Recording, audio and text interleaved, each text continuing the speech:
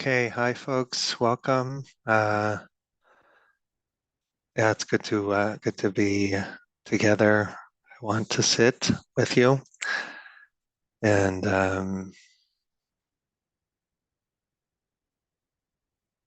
yeah, let's just follow the follow the silence.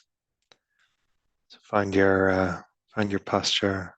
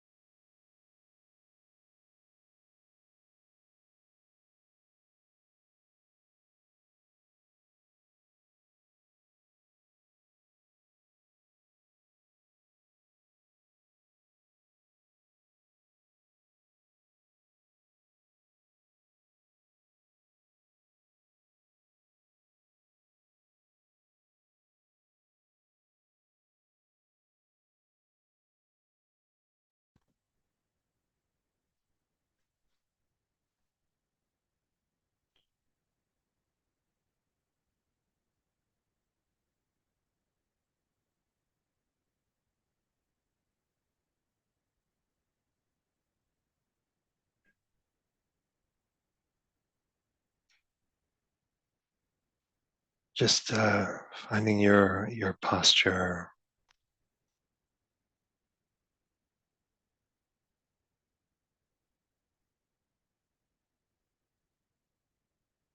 finding your suppleness and your strength.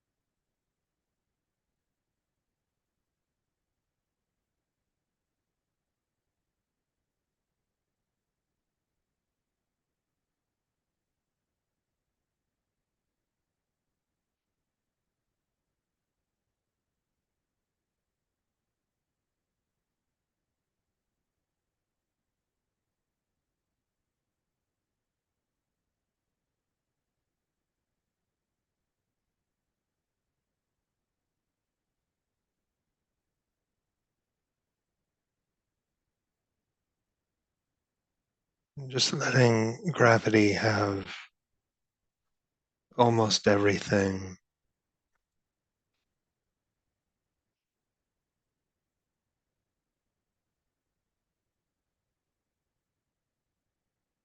You're sitting, maybe some energy in the spine, but you just give the rest of body and mind to gravity and the earth.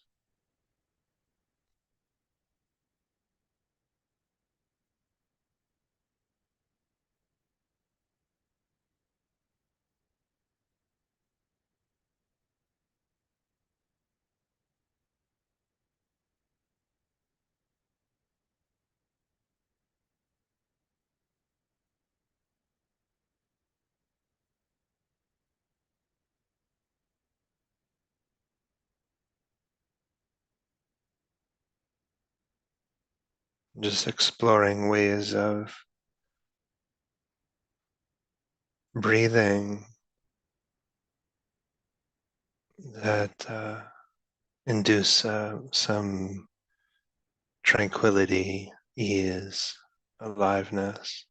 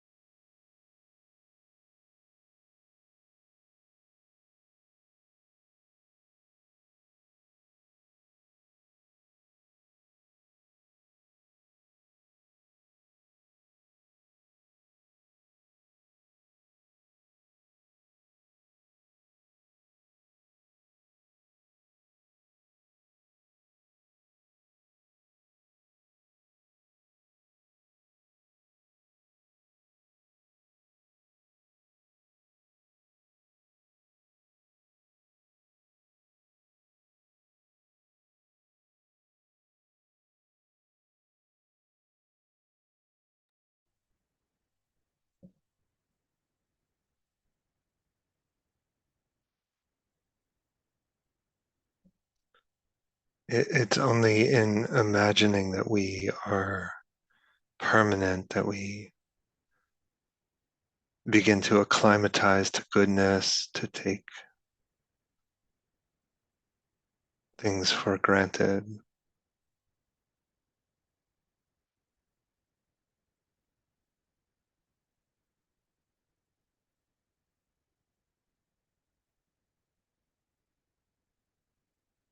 But when we understand finitude deeply,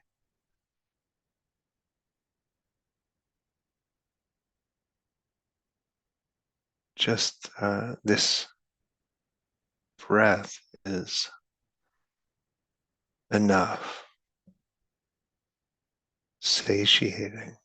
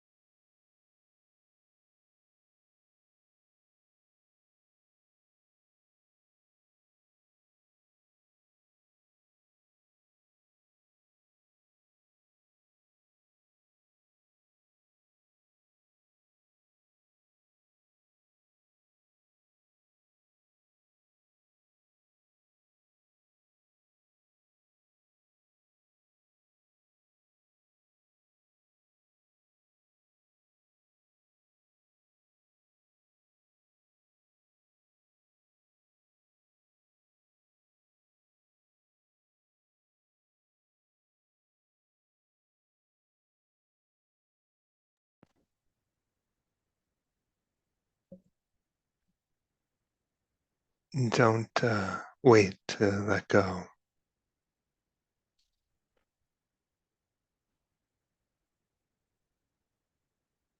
Time is now.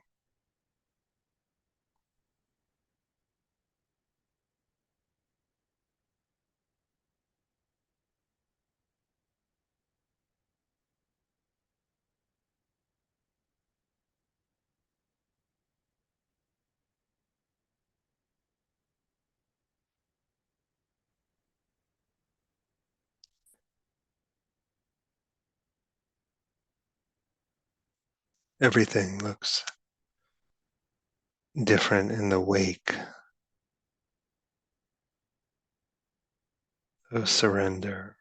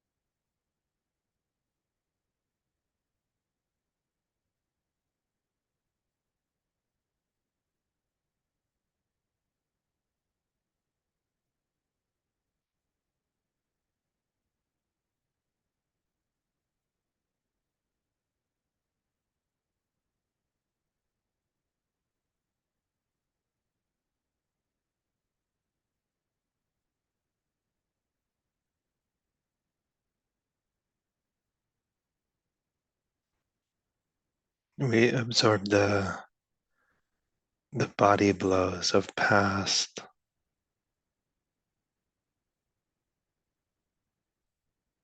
the pull of future.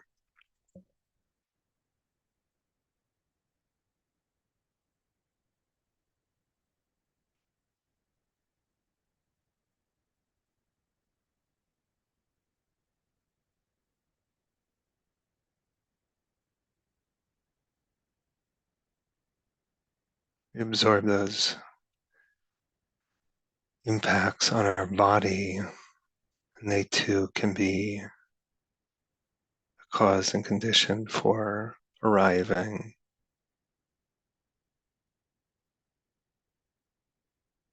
meeting the intensity of the human condition without resorting so much to words, control.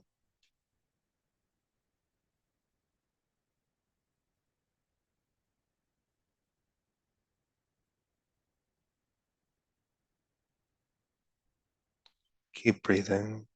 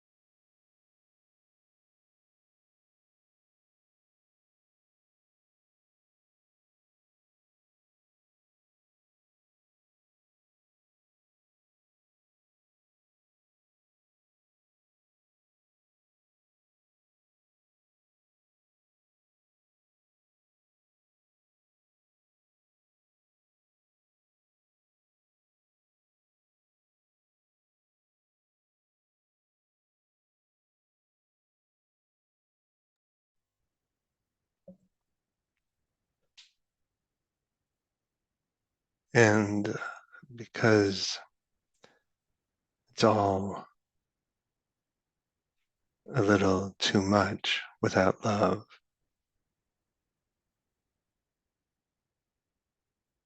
we practice loving.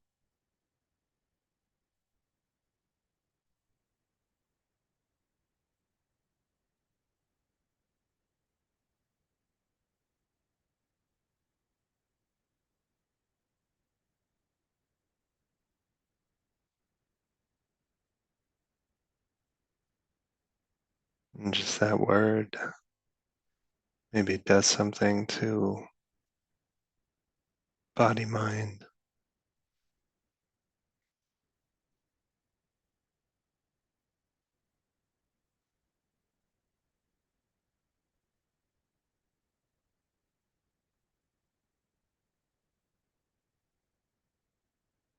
And just abide in almost like a certain frequency, body sensation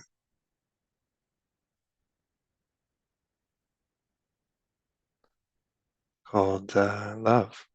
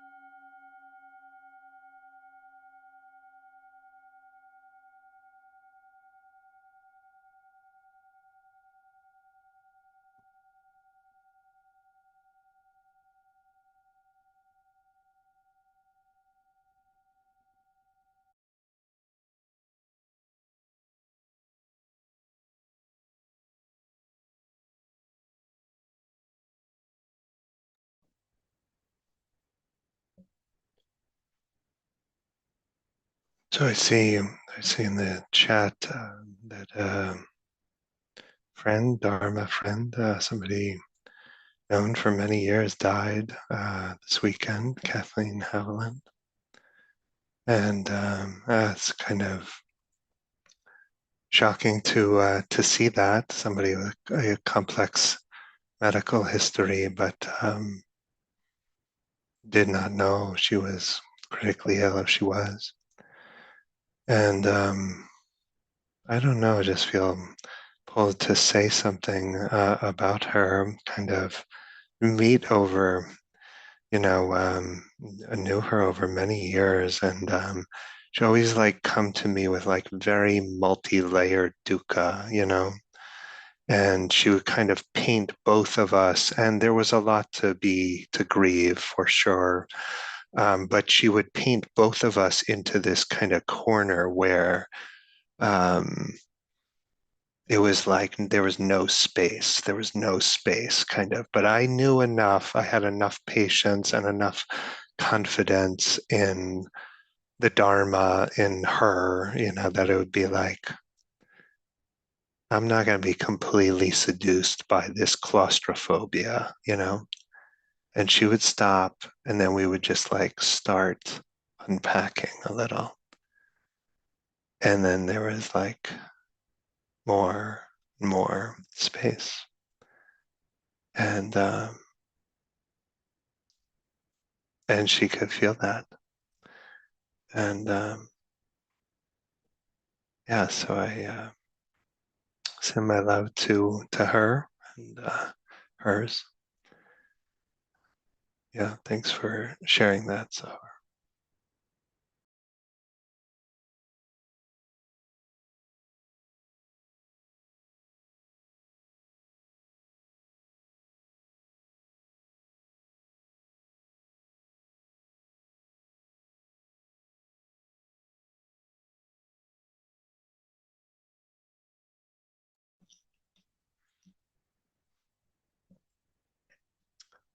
okay, so question question submitted on the text line. Um, I'll read it here. In formal practice, there's a distinction between taking a more receptive approach to whatever thoughts are going through your mind, i.e., open awareness style, and taking a more directed approach, redirect, redirecting to an object. I understand this in the context of formal practice, but find myself unsure of how to approach various mind states in day to day life, especially negative ones: jealousy, fear, rumination, anger, sadness. Some teachings seem to suggest a more active uprooting of unwholesome mind states, and others suggest generally resting in more awareness of whatever's going on without trying to actively change it. I assume there's some discernment needed about which approach is best under given circumstances, but I would love it if you could shed some more light on it. Is it a hierarchy? Bringing more receptive awareness to what's going on is ideal, but revert to a more active approach of changing the channel if you're overwhelmed or unable to maintain awareness? Or is it dwelling in less wholesome states to be avoided through active means? Or is it totally dependent on what the mind is actually doing? You should bear with it, understand it. So, um, okay, few principles come to mind. And the first is don't fetishize technique. This is all kind of made up. Weird words, doing our best. Some precedented in the suttas, but even that's made up. No real hierarchy. The Buddha knew like skillful means, suffering, yours and mine. That is in the end what matters. And some of the evolution is just gradual. The Dharma is better at preventing fires than putting them out. And over time, the we don't get backed into corners in the same way. The intensely unpleasant, destructive mind states don't arise the same frequency and force. That's a function of training.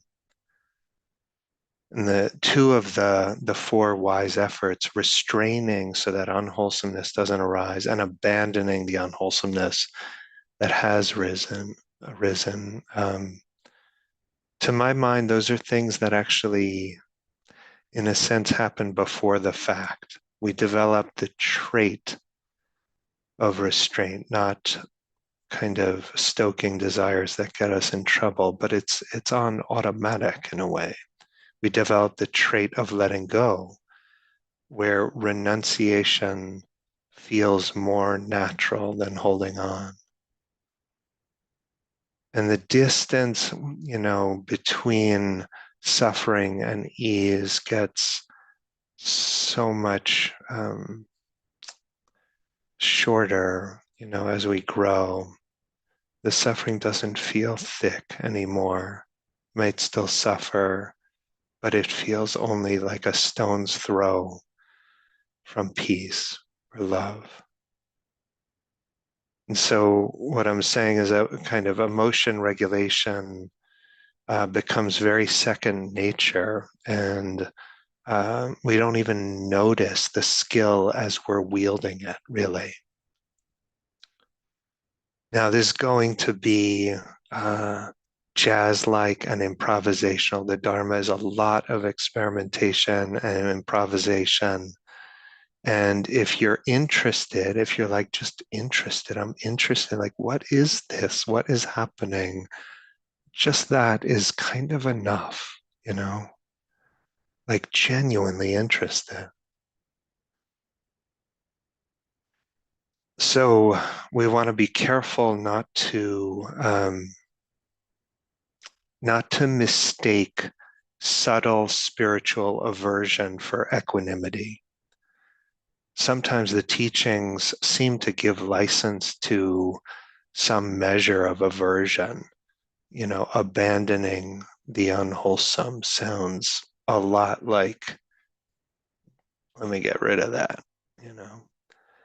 And maybe sometimes it's okay, but we don't want to mistake that for a kind of true turning towards, the true turning towards of equanimity. And equanimity is, we can look like it's made more of curiosity than desperation. We actually don't need something to happen to the unpleasantness. If you're in that realm of bartering, you know, that's a sign like, okay, this is, I actually have to let go more deeply. And if I can't, I need to do something else. So equanimity, it's like whatever the time course of the pain is, whatever it is, we can feel of the equanimity is turning it into goodness. When we're actually poised in some measure of equanimity, we are not afraid of what craving might do to our heart or our behavior. And we should be careful not to overestimate our equanimity. It's very humbling just to have to, like, I don't got it, you know? And so we have to be careful to distinguish being with from marinating in. And when you're marinating, kind of drowning in a way in unpleasant unwholesomeness, there's this a lot of should, like I should be with this, I should be with this. But then when we marinate in it, it seems to prove like equanimity didn't help. But the truth is the experiment was just not run fairly. So sometimes we do something like, and you were alluding to this in the question, do something like cognitive therapy on ourselves. And we hear so much about allowing, but the Buddha relied extensively on active cognitive approaches. We have, you know, this whole vocabulary around equanimity and allowing and permission and non-interference and all of that, but sometimes he was just like very active. This is from the Majjhima, maybe, yeah, Vitakka Sutta, something. It says, just as a skilled carpenter might knock out, remove, and extract a coarse peg by means of a fine one, so too, when one gives attention to some other sign connected with what is wholesome, then any unwholesome thoughts connected with craving, hate, delusion are abandoned and subside. With the abandoning of them, the one's mind becomes steadied internally, quieted, brought to singleness and concentrated. Sometimes we're encouraged to um, reflect on the likely results of indulging states that get us into trouble. The word is rendered as the danger of following this thread. Sometimes we redirect the attention. It's not such an active cognitive uprooting, but it's a turning away, a constructive turning away. It's not exactly the same brittleness as avoidance, but it's like sometimes we just know to pay attention to that is to drown in it. And there are certain zones of the heart mind, certain moments where the line between being with and collapsing into is incredibly permeable. Sometimes it's a more deconstructive, investigative approach. And we may first need to listen deeply to the feeling. We can assume that there's something in it.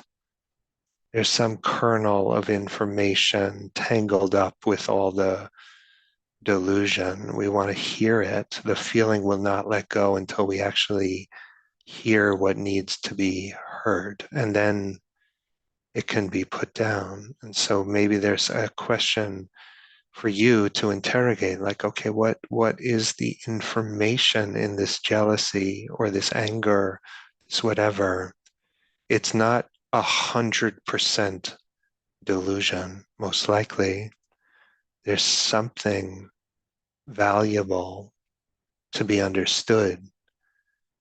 It's just that we follow that wisdom and it will terminate in love.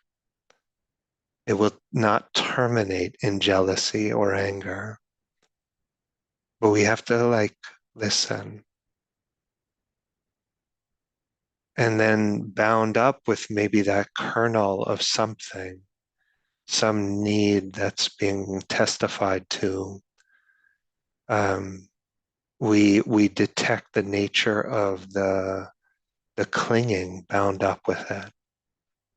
You know, where did this pain come from? And it's not a theoretical thing, you know.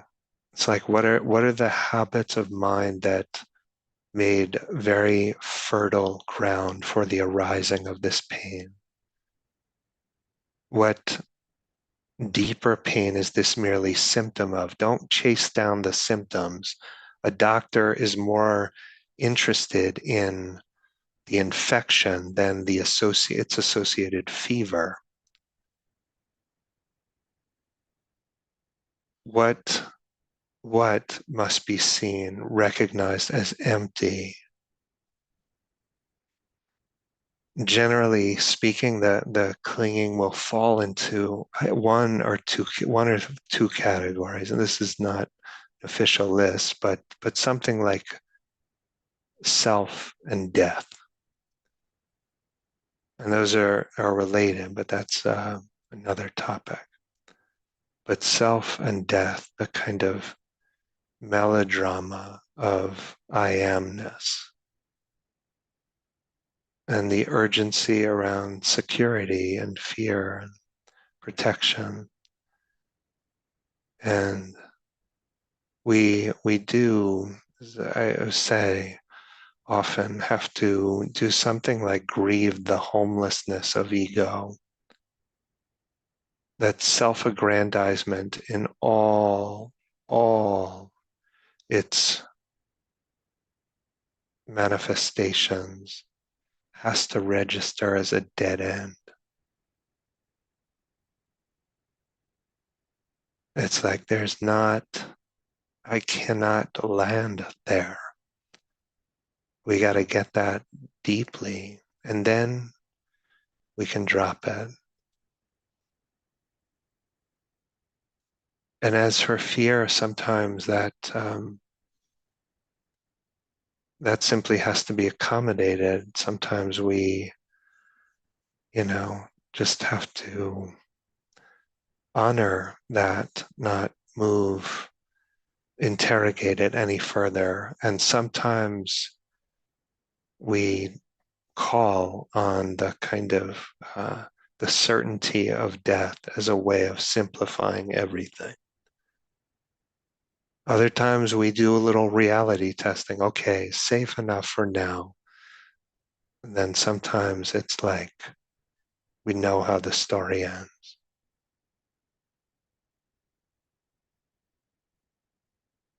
And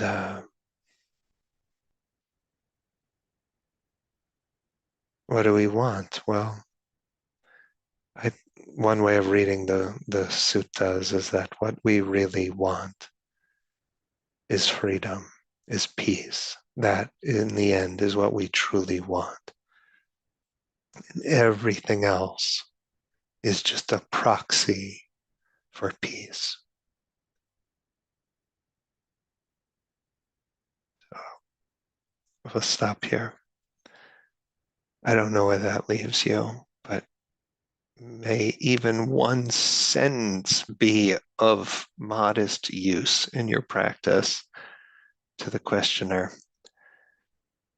All right. I wish you all well. I'll be away Crestone next week, so we won't have class, but back the following. And wish you all well.